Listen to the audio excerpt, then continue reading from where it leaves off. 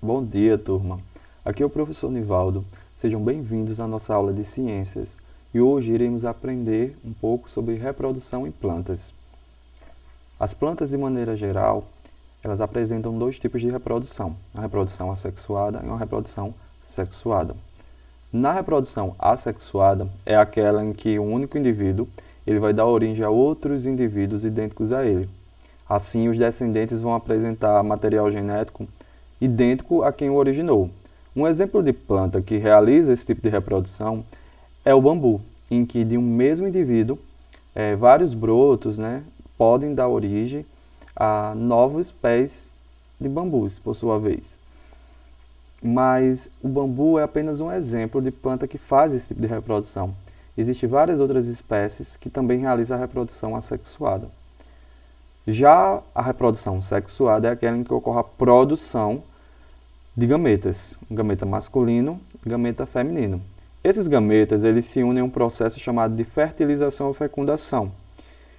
Quando acontece essa união, ocorre também a reunião do material genético que cada gameta desse traz consigo. Por isso a reprodução sexuada ela apresenta uma alta variabilidade genética. Depois da fecundação é formado o zigoto. Esse zigoto ele vai começar a se desenvolver em um embrião. Esse embrião, dependendo da espécie ou do grupo de planta considerado, ele pode ou não estar contido dentro de uma semente. E também dependendo do grupo ou da espécie de planta considerada, essa semente ela pode ou não estar dentro de um fruto. Aqui temos duas imagens, uma do abacate, que é um fruto. Em seu interior existe uma única semente, também conhecida como caroço, e dentro dessa semente há o embrião. Por outro lado, temos uma imagem também do melão, que no seu interior há várias sementes, e em cada uma dessas sementes também há embrião. Nas plantas com sementes, quando essas germinam, o que acontece? O embrião que está no interior dessa semente, ele começa a crescer e conforme for crescendo, vai romper o envoltório da semente. Em seguida, ele vai continuar o seu desenvolvimento como uma planta jovem. Mas não apenas plantas com sementes realizam a reprodução sexuada. Existem plantas sem semente que também fazem esse tipo de reprodução. É o caso das briófitas e das pteridófitas. Para tanto, elas desenvolveram estratégias reprodutivas para lidar com as questões ambientais, por exemplo. Então, as briófitas e pteridófitas, elas dependem da água para que aconteça a fecundação. De maneira geral, as plantas elas estão classificadas em 4 grupos, que são briófitas, pteridófitas, gimnospermas e angiospermas. Na aula de hoje, nós iremos falar apenas dos 2 primeiros grupos, que são briófitas e pteridófitas. Na nossa próxima aula, falaremos sobre as gimnospermas e as angiospermas. Tanto briófita quanto pteridófitas não apresentam sementes. As briófitas elas são plantas avasculares. O que quer dizer isso? Que elas não apresentam vasos condutores de seiva. Já as pteridófitas elas apresentam vasos condutores, tanto para a questão de transporte de água, quanto para de outros nutrientes que são essenciais e importantes para o desenvolvimento da planta. Então, com esse sistema de vasos, elas conseguem transportar esses nutrientes ao longo de todas as partes e órgãos dessa planta. Em relação às briófitas, é um grupo de planta que apresenta, com relação ao seu tamanho, um pequeno porte. Então, elas podem ser encontradas tanto em ambientes sombreados quanto úmidos. Isso é muito importante para a sobrevivência e para o sucesso reprodutivo dessas plantas.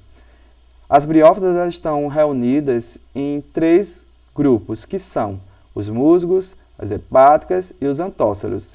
Dentre esses grupos, o que apresenta maior quantidade de espécies são os musgos. Depois vem as hepáticas e, por último, o grupo com menor quantitativo de espécies é o grupo dos antóceros. Vocês conseguem visualizar um esquema de um musgo, que é um exemplo de briófita. E é importante dizer aqui que as briófitas elas não apresentam raiz, não apresentam caule, nem folhas. Por quê? Porque elas não apresentam vasos condutores em seu interior. O que as briófitas vão apresentar são estruturas que se assemelham, que parecem com caule, com folha e com raiz, porém não são. Então, as estruturas encontradas nas briófitas são caulídeo, que é muito semelhante a um caule, filídeo, que é semelhante às folhas, rizóide, que é semelhante à raiz.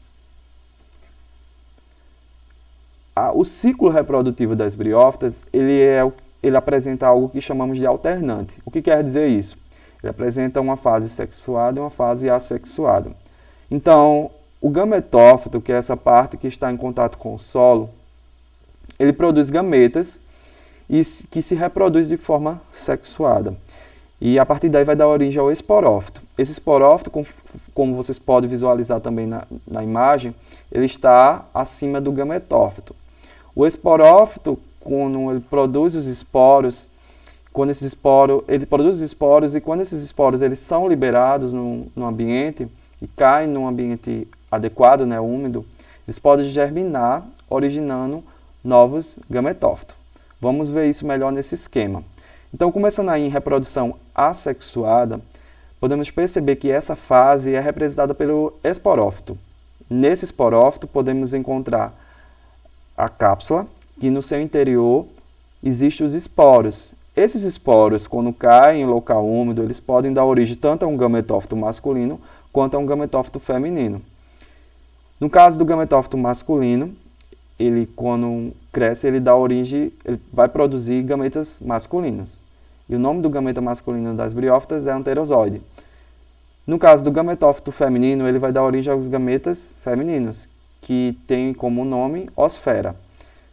E aí, na fase sexuada do ciclo, é aquela em que o gameta feminino e o gameta masculino eles se encontram. Eles se encontram na presença de água e acontece a fecundação. Depois que acontece a fecundação esse zigoto é formado, vai dar origem ao esporófito, que esse esporófito ele vai se desenvolver acima, né, do gametófito, como vocês podem ver nessa imagem.